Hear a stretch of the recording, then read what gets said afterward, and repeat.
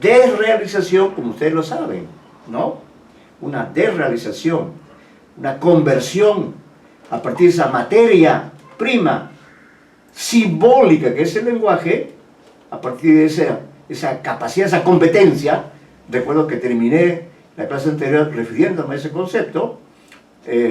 Un cuento realista, de todas maneras, tiene una dimensión también de fantasía muy sutil, y viceversa. Un cuento fantástico tiene elementos, también ciertos elementos realistas, de modo que no hay jerarquía. No es que primero son los realistas, en segundo, en el tren, en el tren los fantásticos viajan en la segunda clase. No, señores, los críticos son a veces así medio mezquinos, quieren establecer el ranking, ¿no? La lista de los mejores, etc. Bueno, no es esa, creo, la labor que hace el doctor Ricardo González Vigil. Por el contrario, él es un hombre muy abierto. Todos los años nos ofrece una síntesis de su visión, porque es un lector permanente, un escritor permanente. Bueno, él es también otro ribeiriano. Y claro, él trabaja de tal modo que, claro, ha trabajado sobre Ribeiro también, ¿no? Pero claro, él podría haber hecho 10 libros más sobre el Ribeiro, pero seguro está ahora escribiendo 20 libros más, y para él esta situación ribeiriana es ideal, porque claro, no tiene que salir y entonces se dedica a leer y escribir. Que eso, digamos, el único lado positivo es ese, hasta cierto punto, ¿no? De poder uno leer. Pero ¿qué me ocurre a mí, ribeiriano del siglo pasado, y de este también? Que, por ejemplo, yo, por el problema de la edad, a mí me afecta mucho estar tantas horas. Ayer batimos récord. Ayer en el curso de literatura hispanoamericana trabajamos de 6 de la tarde hasta las 9 de la noche. Y estuvo presente Nora Acevedo. Y fue una exposición, bueno, fue una clase muy memorable, diría yo, e intervino la profesora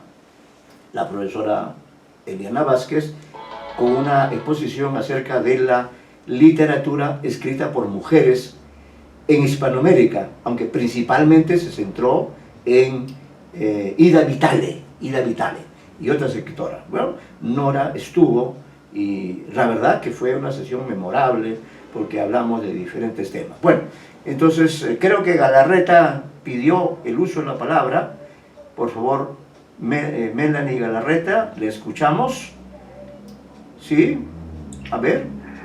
Sí, profesor. ¿Cómo no? Buenas tardes. Sí. Sí, referente al texto de Alejandro Sussi, hay un concepto que me pareció bastante interesante, que es el realismo de lo fantástico. Así es, sí, es verdad, es verdad. Creo que ese concepto se podría aplicar muy bien a los cuentos de Ribeiro, por ejemplo, a los cuentos que están en el libro Cuentos de Circunstancia, y también al texto que analiza Alejandro Sussi, que es de Metro, ya que a veces, muy a menudo, cuando se tiene la idea de lo que es lo fantástico, uno dice seres fantásticos que no suelen aparecer en la realidad. Pero, o sea, en Ribeiro se ve, por ejemplo, una realidad completamente, los personajes completamente ordinarios, normales, claro, como en el cuento de doblaje, un inglés de clase media, pero que debido a una casualidad o a una idea que él tiene de encontrar a su doble, realiza todo un viaje y le suceden hechos fantásticos. O también, por ejemplo, en el cuento de Metro, que suceden hechos fantásticos, o en la insignia. Entonces creo que ese concepto se aplica muy bien a los cuentos de Ribeiro, un realismo del fantástico. O una fantasía realista, ¿no? Sí. Porque Ribeiro, como bien dice, y le agradezco su intervención, muy lúcida, muy ilustrativa, Ribeiro, como cualquier escritor, es libre de explorar, es libre de aplicar una mirada a una materia prima y trabajarla. Eso es lo que dice, por ejemplo, Fernando Ampuero, que también es ribeiriano. Ellos eran amigos de Ribeiro. Yo nunca fui amigo de Ribeiro, solo he sido lector, lo vi una única vez. Y eso es lo que dice Fernando Ampuero en un libro muy simpático que se llama Viaje de Ida, que también recomiendo leer, de Fernando Ampuero, que es un narrador, que es un escritor. Su libro Viaje de Ida, es maravilloso el libro. Entonces, ¿qué dice Fernando Ampuero? Que dice que un cuento, una novela, en general yo diría todo texto literario, es la mirada de alguien, ¿no?, a través de esa mirada de algún aspecto, de alguna dimensión de la realidad. Claro, no es solo mirada, también es oído. El narrador, omnisciente o no, mira, es alguien curioso, como el personaje de doblaje, ya estamos entrando a doblaje, es alguien raro, tiene ese objeto de deseo tan extraño, que es querer buscar a su doble. Ya lo dijo Galarreta muy bien, lo ha hecho también Nora. Entonces, sí, es eso. Él transita por las dos vías. Pero ¿quién tiene la autoridad para poner una frontera? Señores, la literatura es libre. No hay fronteras en la literatura. No hay compartimentos estancos, no. Lo que hay es una libertad absoluta. ¿Cuál es en realidad el propósito? Cuando un escritor, de cualquier matiz, cuando un escritor se siente realizado, se siente feliz y se toma una copa de buen vino, cuando su relato, su historia, persuade a los lectores, cuando los lectores suspenden su incredulidad, y se vuelven crédulos y saben que están leyendo algo que es una imaginación de ese escritor, pero llegan a tal extremo en esa persuasión que se enamoran de ese texto, que se sienten seducidos por la palabra. De manera que ese es el caso de Ribeiro, en tanto narrador, ¿no? Cuando él se realiza, él es un hombre que mira, que escucha, que le da una enorme importancia a los objetos, señores. Página de un diario. Un elemento importantísimo de ese relato que también vamos a trabajar es un lapicero, ¿sí o no? Es un objeto. Los objetos son importantes para Ribeiro. Y recojo una idea, creo que el señor Córdoba planteó una idea interesante cuando expuso en una clase anterior respecto de este tema del que estamos hablando, pero lo que quería subrayar es que en Ribeiro hay ese trabajo de apropiación de un objeto, en este caso un lapicero, puede ser una botella de chicha, o puede ser un libro, ¿no? El objeto, libro, o cualquier objeto, por pequeño que sea, lo atrapa y lo somete a la sabiduría, a la competencia de su arte narrativo. Y lo trabaja tan bien que a todos nos fascina Demetrio, por ejemplo. A mí ese cuento me fascina. Yo sé que es mentira, que eso no se ha dado. ¿Qué importa? ¿Quién puede asegurar ahora qué cosa se ha dado o no se ha dado? Nadie. La situación de hoy es más ribeiriana que nunca. De manera que nadie tiene la autoridad de imponer criterios. Uno comparte sus ideas. Eso es lo que estoy haciendo. Por cierto, consciente simplemente de mi condición de profesor y generar justamente los aportes de ustedes, ¿no? Entonces, para alguien más quiere hacer algún aporte más, gracias Galarreta, muchas gracias. ¿Alguien quiere agregar algo? Porque después entraremos a ver una mirada también a mi articulito, pero si alguien quiere, y si alguien nadie más, yo sí quiero señalar un pequeño comentario acerca del análisis, de muy magnífico análisis quiero hacer simplemente una glosa, pero antes, si alguien más quiere intervenir sobre ese artículo, ya hemos tenido la intervención de Nora Acevedo, la intervención de Galarreta, dos mujeres. El partido está siendo ganado por las damas hoy día, ¿no? Ustedes saben que Ribeiro era hincha del fútbol. Yo he trabajado ese tema, el tema del fútbol en Ribeiro. Hay por lo menos 4 o 5 textos relacionados con el fútbol, historias que ustedes han leído. Dentro de ellas, dentro de ese mundo del fútbol, todas estas historias son persuasivas, convencen al lector, nos vuelve crédulos, porque más eso nos caracteriza a los seres humanos, el vivir en una dimensión doble, ¿no? Vivimos en el día, estamos en la dimensión de la realidad, de la supuesta realidad, nadie sabe qué es la realidad, y luego en la noche dormimos, morimos durante unas horas, pero el cerebro sigue trabajando. Ese cerebro dormido está creando una historia. Yo, por ejemplo, soy una persona que por mi veteranía, bueno, tengo ese problema del insomnio. Es decir, me cuesta dormir, duermo poco, porque ahora estoy teniendo unas clases a las 7:30 de la mañana, calculen ustedes, 7:30 de la mañana, de manera que para mí ahora estas horas ya son horas en las que me he pasado trabajando con la asesoría, con el apoyo enorme de Eliana Vázquez, y estoy compartiendo estas ideas con ustedes. Entonces, si alguien quiere decir algo más sobre Susty, con todo gusto. Después,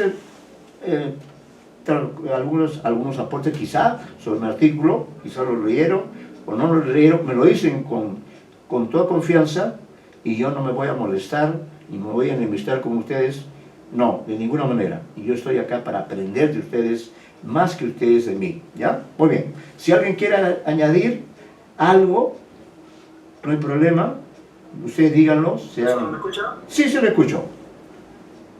Soy Puchok. Sí, gracias, Puchok. Primero quería comenzar resaltando la selección que hace Susty para este artículo. Correcto. A pesar de que menciona cuentos de circunstancias, más se basa en los cuentos olvidados, bueno, los mal llamados cuentos olvidados de Ribeiro, y un par de cuentos que están incluidos dentro del siglo de Atrocidad. ¿No? Cuentos que tienen, creo que una diferencia de 20 a 30 años de publicación uno con otro. Así es. Y que sin embargo, pues, vemos que encajan en ciertas categorías, como estaba diciendo el realismo fantástico, ¿no? Ajá. En realidad, sí, también concuerdo con la idea de que hay cierto conflicto entre estas dos categorías. Tendríamos que abordar bastante lo que es, en teoría, lo fantástico, para analizar esto, pero si bien llama la atención dos cuentos, que son La Huella y Carrusel, en donde resalta bastante, no me equivoco, un término de este artículo, que es lo onírico, ¿no? Lo onírico. No habría otra explicación, o habría una manera de llamar realista a ambos cuentos, ¿no? Claro. Que rompen con lo que es la espacio-temporalidad del relato. Así es. Uno porque se dobla a sí mismo y otro porque está retrocediendo. Sí. Buen aporte. Recuérdeme los títulos de los cuentos, por favor, que quiero hacer un comentario. Los dos cuentos que... Lo que mencioné último fue La Huella La y Huella. Carrusel. Correcto, ya está bien. Sí, yo he trabajado también esos llamados cuentos olvidados, ¿no? Mire, ¿qué ocurrió? Efectivamente, durante... antes de 1900... Bueno, Ribeiro incursionó en la literatura en la década de los 40. Eso es aproximadamente cuando tenía 20 años, ya incursionó y comenzó a publicar, como ha muy bien precisado Puchok, comenzó a publicar algunos cuentos.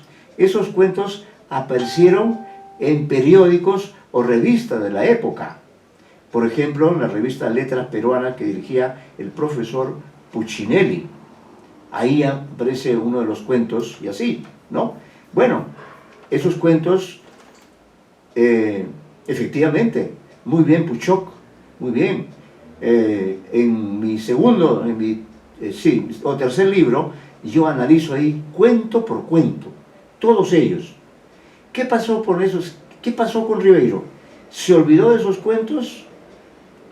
No lo sabemos, pero en todo caso, cuando él publica en 1955 su primer libro, deja de lado todos estos cuentos, entre comillas, olvidados. No se olvidó de ellos. Evaluó como lector, como escritor que es, que era y es, evaluó y consideró, y es su libertad, que esos cuentos, pues, no es que tampoco quería castigarlos, dejándolos fuera, simplemente consideró que no entraban, no calzaban dentro del proyecto literario de Los Gallineros sin Plumas, porque Los Gallineros sin Plumas, que es su primer libro, es un libro realista. Es un libro donde Ribeiro, digamos, suspende su competencia en lo fantástico y se vuelve realista. Y estamos diciendo realista. Pero cuando decimos realista o neorrealista, no es que lo fantástico esté ausente, no. La frontera, no hay fronteras allí. Entonces, esos libros quedan ahí. ¿Quién los rescata? ¿Quién los reúne y los publica? Bueno, Ribeiro, dicho sea de paso, no llegó a publicar en vida esos cuentos. No autorizó. Los cuentos estaban allí. Y un detective, un pesquisador llamado Jorge Coaguila, amigo mío, exalumno en San Marcos, como ustedes saben, es un detective de la literatura, es un investigador, es un recopilador, tarea importantísima, porque gracias a él todos esos cuentos fueron reunidos y publicados con posterioridad a la muerte de Ribeiro. Es decir, él tiene contactos muy cercanos con la familia Ribeiro, con la esposa de Ribeiro, con el hijo Ribeiro, tiene una relación estrecha, intensa, que yo no la tengo. Eso no me impide ser ribeiriano, según yo mismo, aunque a otros críticos puedan negarme, no me interesa. Él simple y llanamente no los consideró. Y le preguntaron, Coaguila en alguna oportunidad le dijo, Julio Ramón, ¿por qué no publica ese libro? Primero dijo no, primero su posición fue decir no los consideró, porque, bueno, de acuerdo a su proyecto literario, retomo la idea, Los Gallineros sin Plumas es un libro que tiene prólogo, y eso lo digo yo en mi artículo, ¿no? Es un libro en el que Ribeiro se identifica con la realidad peruana, hace una mirada a esa parte de la realidad peruana, pero ¿desde dónde la hace? Desde París. Descubre el Perú, que él poco conocía, estando en París. ¿Por qué? Porque en París Ribeiro desciende socialmente hablando. En Lima era una persona, estamos hablando ahora de la persona, era una persona que pertenecía a la clase media limeña, y más específicamente era un miraflorino, pero tampoco era un miraflorino 100%, porque él vino del barrio de Santa Beatriz, que es un barrio limeño, pero él, en todo caso, por el ascenso relativo que tuvo su familia, dejó Santa Beatriz, dejó este barrio menos prestigioso que el que acogió a Ribeiro en una buena parte de su vida, Miraflores, ¿no? Pero cuando fue a París, se deslizó. Y evidentemente no podía, por lo terrible que es París, como Lima, entonces allí él descendió socialmente. Ya no, ahí él no calzaba en la clase media.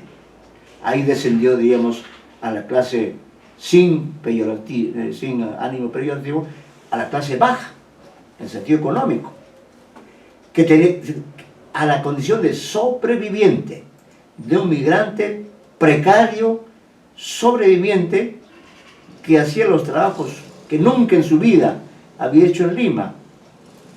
Pero como el nivel de vida en París es realmente elevadísimo, entonces él se dio la necesidad, renunció, concepto que se usa también en el análisis semiótico, renunció, podemos decir, fue desposeído de su condición de escritor de clase media y simplemente asumió su condición de persona de la clase baja de París, que sobrevivía ejerciendo oficios como, por ejemplo, reunir periódicos viejos, pedirlos que se los regalen, recorrer las casonas parisinas, las quintas parisinas, que se los regalen, y luego ese periódico él lo llevaba hasta un lugar donde había una persona que compraba esos periódicos y que le daba seguramente algunos francos a ese personaje, ¿no? Esa fue la condición de Ribeiro. Estaba en París, pero estaba en el sótano de París, como migrante, porque él fue un migrante, siempre.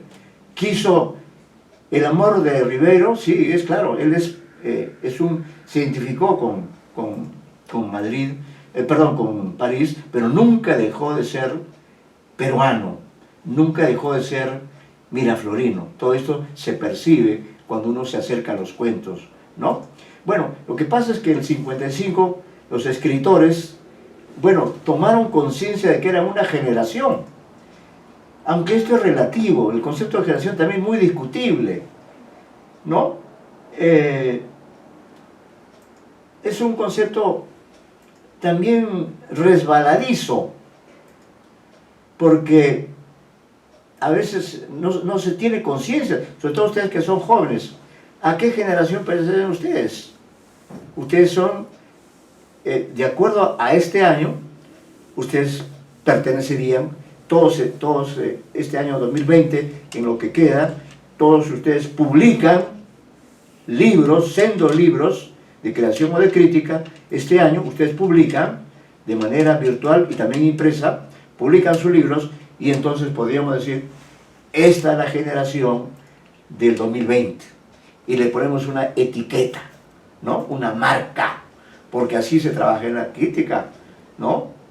Tiendes a eso también, porque la crítica también es una actividad que a veces se ejerce generosamente, sin recibir un céntimo. Bueno, y a veces sí, efectivamente uno escribe y le pagan, porque la gente cree, los realistas y los fantásticos, la gente cree que escribir no es un trabajo, o es un trabajo, pero no merece pagar nada. Por eso debo decir de manera crítica, y me incluyo, en el Perú, nosotros que somos apasionados de la literatura, no compramos libros. Y no porque sean caros necesariamente, sino porque, claro, por nuestra condición precaria, sin ser migrantes o ser hijos de migrantes o migrantes también, carecemos a veces, o nuestros recursos económicos son tan escasos, que me voy donde Mari y hago una fotocopia del libro, ¿no?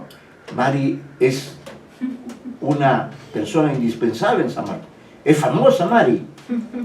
Los reto que escriban un cuento sobre Mari.